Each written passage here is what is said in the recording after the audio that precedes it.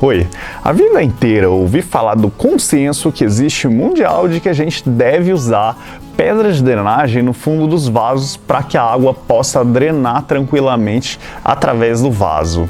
E eles falavam pra gente colocar argila expandida, que nem essa aqui, brita, ou então um pedaço de caco de vaso quebrado. E depois a coisa foi ficando mais sofisticada e começaram a falar para colocar separadores, que nem esses daqui, que é a manta de bedim ou manta geotêxtil também, e incluíram ela na jogada.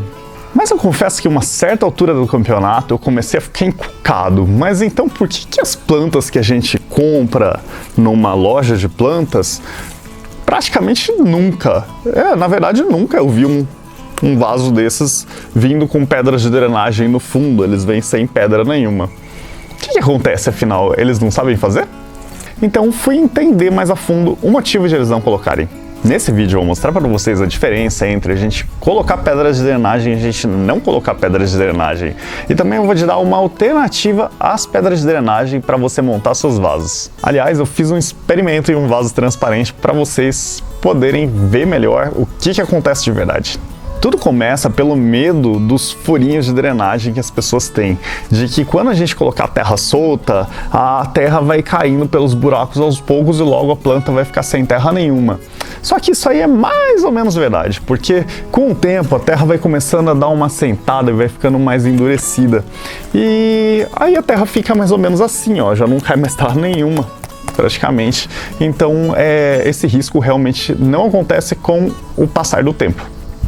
Mas para você poder encarar esse medo, olha, eu vou te sugerir uma coisa. Se você colocar um pedaço de papel toalha cortado no fundo do vaso, que nem eu vou mostrar aqui, ou então pode ser também um filtro de café, você já faz com que a terra não consiga cair através desses buracos sem impedir a passagem de água. Vamos lá para o teste. Eu plantei duas calanchoes que são basicamente plantas que não gostam de muita água parada no vaso, então elas precisam de boa drenagem dos vasos dela. Eu fiz dois vasos improvisados porque eu não achei vasos exatamente tão transparentes assim, então eu peguei esses potes transparentes e fiz furos na base para que a água possa escorrer por lá e simular um vaso normal que a gente usa em casa. E é claro, transparente para que você possa ver tudo, exatamente tudo que acontece lá embaixo da terra. Em um dos vasos eu coloquei a argila expandida na base, logo depois dos furos, e coloquei também a manta de bedim, depois coloquei a terra e plantei a calanchoe. No segundo vaso, eu simplesmente cortei um pedaço de papel toalha redondinho, coloquei lá no fundo e coloquei a terra já logo em cima dele e plantei a calanchoe. Em seguida, eu continuei os cuidados normais que a planta deve ter, exatamente para que dê tempo da terra poder assentar e a planta ficar mais estável antes de eu mostrar para vocês a rega em si. Antes de você ver o resultado dessa drenagem, não se esqueça de dar um joinha no vídeo e também se inscrever no canal clicando no botãozinho aqui embaixo. Eu vou colocar a água primeiro no vaso que tem pedra de drenagem, lembrando que ela tem uma quantidade menor de terra em relação ao outro vaso, porque a argila expandida ocupa um espaço, né? A água corre bem mesmo, você vê a água escorrendo pelo fundo, a água tá límpida, então não tá arrastando terra junto, tá legal. Agora eu vou passar a água no outro vaso, que só tem o papel toalha lá no fundo. Você pode notar que a quantidade de água é basicamente a mesma, demora um pouquinho mais porque tem mais terra, só que depois quando começa a sair é a mesma coisa. Também, novamente, a água sai normal, sai límpida, ela não está arrastando terra junto. Então, basicamente, o que você pode observar aí é que não existe grande diferença de drenagem. Os dois vasos drenam muito bem e tranquilamente. A diferença é só que um vaso tem mais terra do que o outro, então existe aí uma certa diferença de velocidade para começar a sair água. Mas, na verdade, os dois vasos drenam perfeitamente.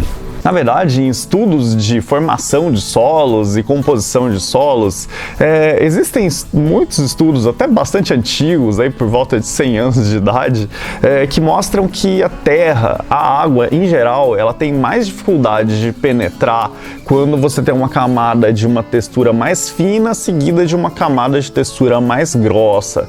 Ou seja, teoricamente, além de não ajudar a pode ser teoricamente de que a drenagem seja um pouco piorada. Eu nunca observei isso, mas existe essa possibilidade da drenagem piorar um pouquinho.